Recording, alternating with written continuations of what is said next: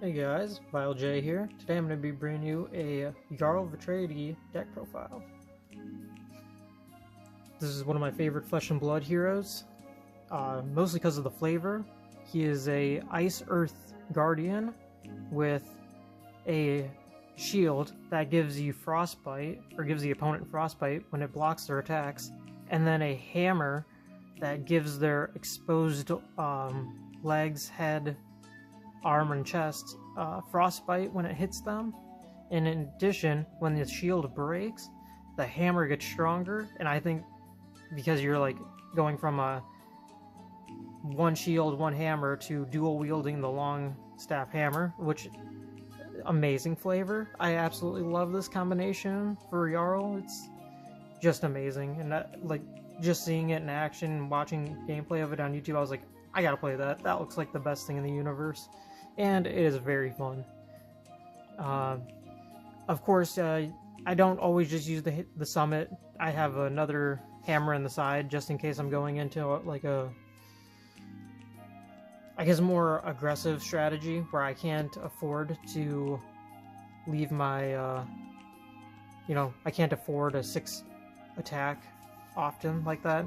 I'd rather use like a 3 attack hammer, so you do have to kind of watch out for that.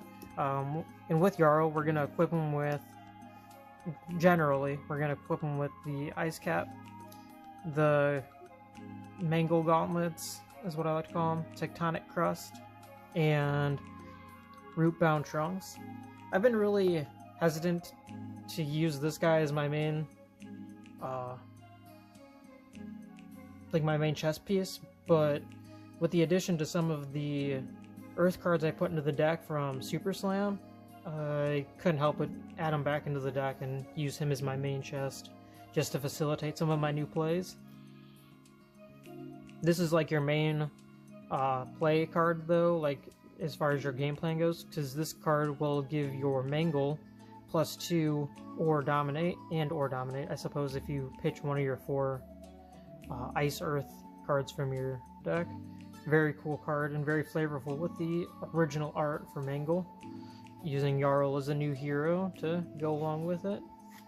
I say new, he's pretty old now I think, but I haven't been in the game for very long, so I'm excited to have these first thoughts of how to play these decks on YouTube for me to look back on. Alright, so my main deck. For some of the ice cards, we're doing 3 Frostfang. He's not the best card, but he does give a little bit of agency. Makes your opponent really think, like, maybe I should block that.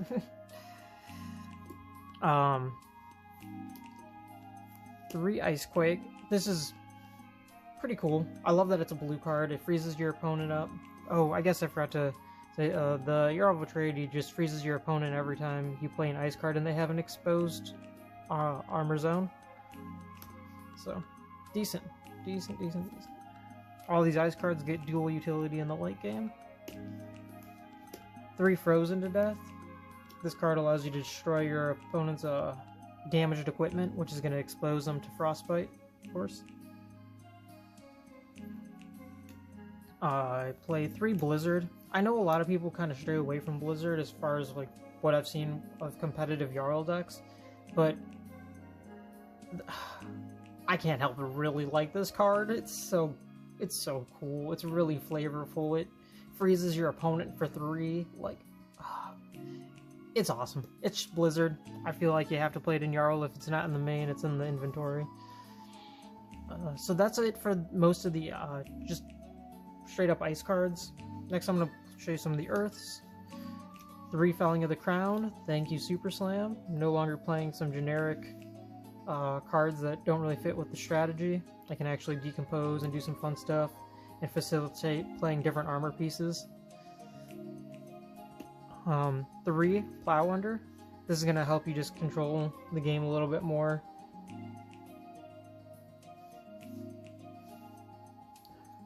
Yep, another earth card, more decompose action. And it's really not the most relevant attack. Even Felling of the Crown does more, but still, not bad. Still a cool card. I really like it. Glad to have it from Super Slam. 3 Autumn's Touch. Just a generic pitch 3, attack for 5, block 3. Like, it's not the craziest card, but it's kind of exactly what you want to be doing. The same is true for Fruits of the Forest. Pretty much exactly what you want to be doing, but instead of shielding 2, you can get a little bit of more utility out of it or whatever. My last, like, kind of generic Earth card, I guess, is Sotomaro. This can be really cool because it's just any elemental action card with cost 2 or greater from your graveyard to the bottom of your deck, so you can add all sorts of like really great cards. I think Oak and Old is a elemental that you can add, which is super decent. That's it for like the just straight up Earth boys. Next, here's some. I believe this is the aura section. Yep. So this is the guy who searches auras, Imposing Visage, and then I think I'm gonna bump this up to 3 eventually here. Maybe I'll make another deck profile for the change. But Channel Like Frigid just gives your opponent extra frostbite or whatever, but it's like a perma frostbite or whatever while they're surrounded by the lake. To Channel Mount Eisen. I was originally playing 3 of this, but I cut it down just to make room for other stuff. Sometimes I get like 2 or 3 damage off of it, but other times it just gets pitched all early game, and I feel like it just might be more useful to have other cards that are a little bit more aggressive, and then have the 2 copies for the late game. But again, we'll see. I'll probably update this deck several times, and I hope to upload every iteration of it, just so I could see how it changes over time, of course. Hypothermia. Just attacks you control. Oh, you give this to your opponent and they can't gain go again. Not the craziest thing, and sometimes I side this one out for particular matchups like Roots or other Guardians, since they're not trying to go wide with their attacks.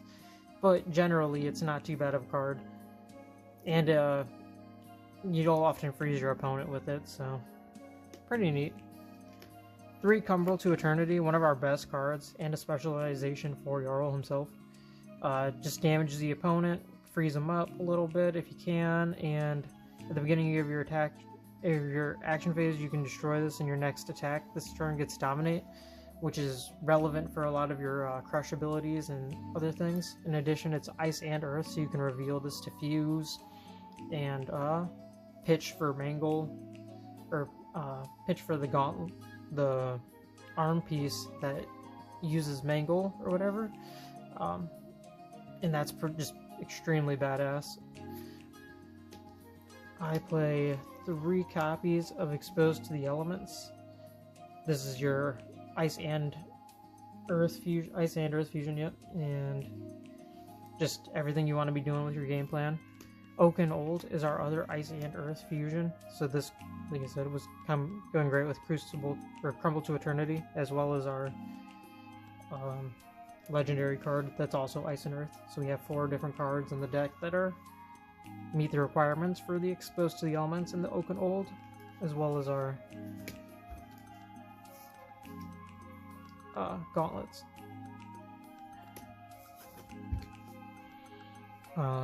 This is my favorite card in the deck. Obviously, any person who plays Yarl will tell you that this is the best card in our strat, for sure. Other than maybe Mangle, because it's how you destroy the damage to armor. And you can give this card some pretty sick bonuses, like going up to 10 power and Dominate, I believe. Buckling Blow just facilitates your Mangle play, so maybe you can Buckling Blow first time around, and then on your second time around you hit him with a Mangle, destroy the damaged equipment. This also gives these 2 together, give you a lot of, like, give your attacks a lot of priority, I suppose, or like agency, where your opponent really feels pressure to block them, and block them well, because you also play Pummel in the deck, and they kind of know that when you're on a Guardian or a Brute deck, that Pummel is always in your back pocket. For the other generic kind of guys. I play 2 Spinal Crush just for stop and go again, and 1 Disable. I think I play more on the side deck or in the inventory, but for the main deck currently I just play the 1 just to have like an out when I draw it, but I don't have to focus on it, and I can side this out easily for a different card that's more beneficial depending on the strat. 1 Tear Asunder, pretty good card. Just generic Guardian guy. 2 Pumbles for those attack reactions. For a couple block cards I play 3 copies of the Unforgiving. This is just the Yarl specialization block, so I feel like you should just play 3 of it. Goes with the Mangle. 3 Sink Below. This kind of just helps fix those awkward hands where you get a lot of auras or something, and you're like, well, I still want to swing, or maybe you draw a lot of red and you just need a cycle for a blue if you can. Pretty cool card. Maybe take this out of the main, I don't know. I feel like a lot of times my cards already block so well that I don't end up really needing this too much, but having that extra utility to kind of shovel back cards that are dead in my hand is nice, because a lot of them cost a lot, so if I'm putting back a red and I draw something that's not a red, that's usually pretty good. On my last card, this defense reaction, Pulse of Eisenloft. So a legendary, you can only play 1, or else I would be playing a whole set, because that Ice and Earth. The actual ability of this card is not as relevant. You often just want to be like holding this card, and then using its actual ability on the rainiest of days when you absolutely have to block with this, but most of the time you really want to be like cycling this back into the deck, and then keeping it in your hand for revealing, and then when you're absolutely ready to go for it, you go and block with it to save you, because you know pretty much that this is one of 4 cards in your deck, and the other 4 are probably going to come up a little bit more, because this one actually this one actually puts the -1 counters for your Mangle to get through. In addition, like, you can actually give your Mangle Dominate, so it's most likely going to hit, and it's most likely going to, you know, be in the drop zone or your graveyard for the whole play, or for the whole game. So, hang on to this. Hang on to it. So, yep, that is the whole main deck with all of the defenses and stuff. Alright, for the inventory, I'm playing 2 Cranial Crush. This is just kind of like certain hero hate, I guess. Stops them from drawing on their next turn. Same with the Choke Slam. Stops them from gaining power. And Disable stops them, or shovels back the arsenal. Or bottom decks the arsenal, I mean. Humble stops hero abilities. And then Calming Breeze, 2 copies, are for the like ninja decks or the wizard decks, or the Rune Blade decks, where they're like ping ping ping. No, no, no. Alright. And then for the rest of the inventory, I play 3 Channel the Tranquil Domain. I believe this is the Arsenal card. No, this is the Aura Hate card. You bottom deck your opponent's auras, so you can it's not useful in every matchup, but in a lot of matchups now, especially with the Super Slam, very necessary card. I'm glad it got a reprint, because this card would have went up way in value to try to combat some of the new strategies, and that's it. And then for extra equipment, I play 1 Titan's Fist. This is kind of like just the best one-handed hammer, in my opinion, that you could just play for a 3 attack. No Rune Hood and Cornet's Peak. So this is going to be for more of your fatigue matchups, and this is more for the, like, obviously Arcane Barrier for the, like, Wizard Rune Blade. However, if you're playing into Verdance, I think that's her name, the Earth Wizard, you should probably play this guy, in my opinion, because I also play Heart of Ice, which has Arcane Barrier to kind of deal with her damage. This can actually help fatigue the deck that's trying to fatigue you, which is kind of weird.